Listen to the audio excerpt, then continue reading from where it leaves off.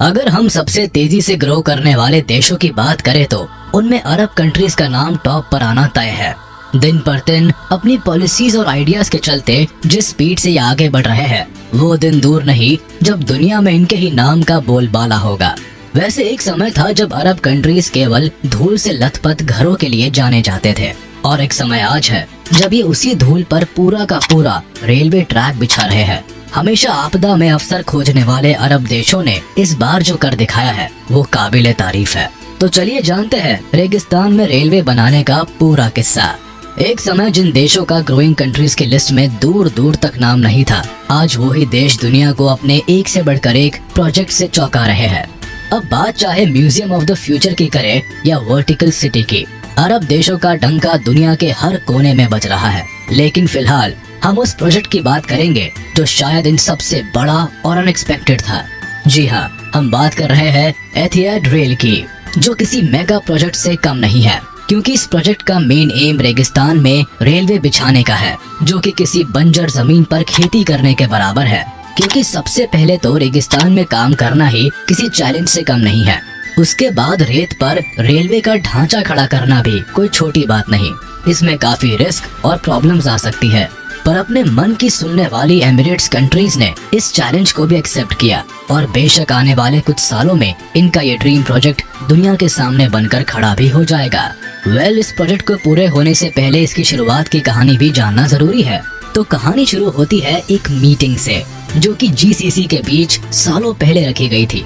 दरअसल 2008 की भारी मंदी के बाद जितनी चिंता के बादल दुनिया पर छाए थे, उससे कई ज्यादा परेशान अरब कंट्रीज थी।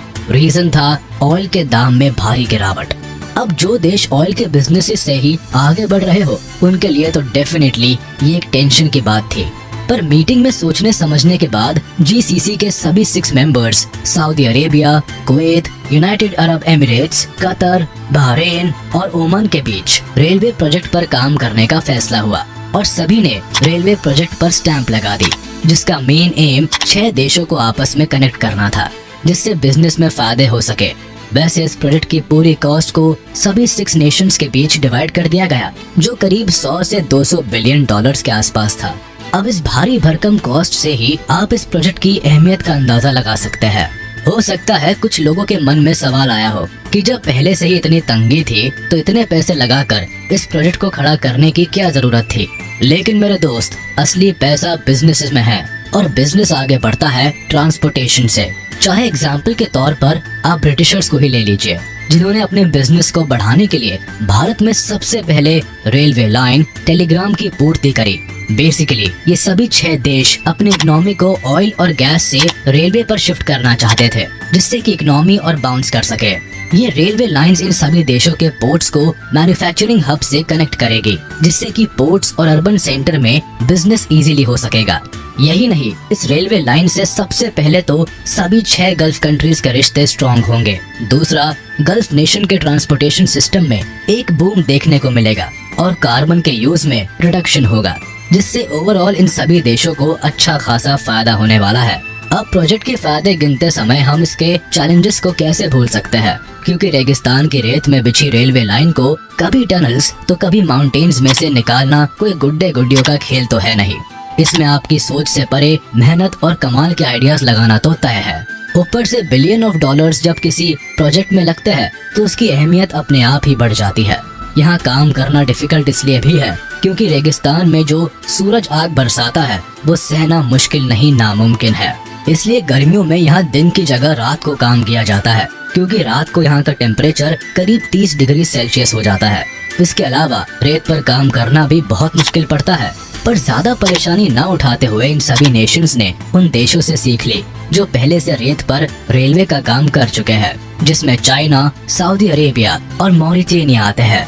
अब रिसर्च से फाइनल सॉल्यूशन ये निकला कि सबसे पहले रेत के टीलों को मिट्टी में कन्वर्ट करना होगा, जिसमें सालों लगेंगे और उसकी प्रॉपर निगरानी भी करनी होगी।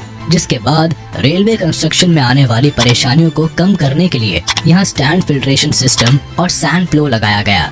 सेवरल स्टेजेस में तैयार हो रही रेलवे करीब 1000 किलोमीटर यूएई में फैली रहेगी, जिसमें स्टेज 1 में सबसे पहले शाह और हबशान को रुवाइस से जोड़ा गया, जिसके लिए करीब 20 over bridges, 2 under bridges, 10 road underpasses और 18 स्मॉल अंडरपासेस बनाए गए।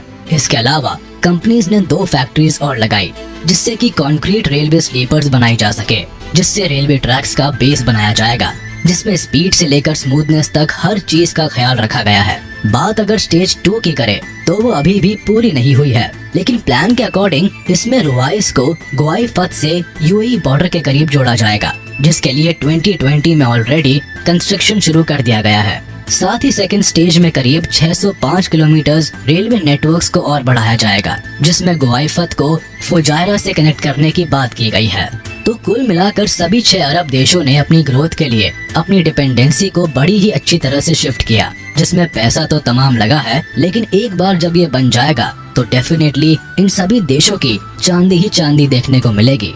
इवन इस एक प्रोजेक्ट के जरिए सभी देशों के मेजर इंडस्ट्रियल पोर्ट्स और ट्रेडिंग सेंटर्स कनेक्ट होंगे, जो साल भर में करीब 50 मिलियन टन से भी ज्यादा गुड्स एक्सपोर्ट करने में सफल रहेगा। यही नहीं, ये रेलवे लॉजिस्टिक और ट्रांसपोर्ट रीजन को रीडिफाइन करेगा, साथ ही एक मॉडर्न, सेफ, एफिशिएंट और सस्टेनेबल नेटवर्क भी प्रोवाइड करेगा, जो कि सभी 6 देशों के लिए सस्टेन्ड सोशल डेवलपमेंट और ग्रोथ की ओर जाता हुआ एक साफ रास्ता बनाएगा। तो यह है अरब कंट्रीज का वो मेगा प्रोजेक्ट जिसे बनाना किसी सपने से कम तो नहीं है, पर अपने कमाल के आइडियाज और आगे बढ़ने के जज्बे ने इनका सारा काम ऑलमोस्ट खत्म ही कर दिया है। अब देखना है कि आखिर बिलियंस ऑफ डॉलर्स में बन रहा ये रेलवे प्रोजेक्ट ट्रेन की रफ्तार से भागता है या नहीं। वेल, ये तो पता चलेगा आने वाले समय में। तब तक आप हमें अपने वैल्यूएबल कमेंट से इस टॉपिक पर कमेंट बॉक्स में अपनी राय रख सकते हैं। हम आशा करते हैं आपको हमारी वीडियो पसंद आई होगी और इसे अपने दोस्तों के साथ शेयर कर दे और वीडियो को लाइक कर दे। साथ ही अगर आपने अभी तक हमारे चैनल को सब्सक्राइब नहीं किया है तो तुरंत कर दे और बेल आइकन को भी प्रेस कर दे, ताकि हमारी नोटिफिकेशंस आप तक जल्द से जल्द पहुंच जाए।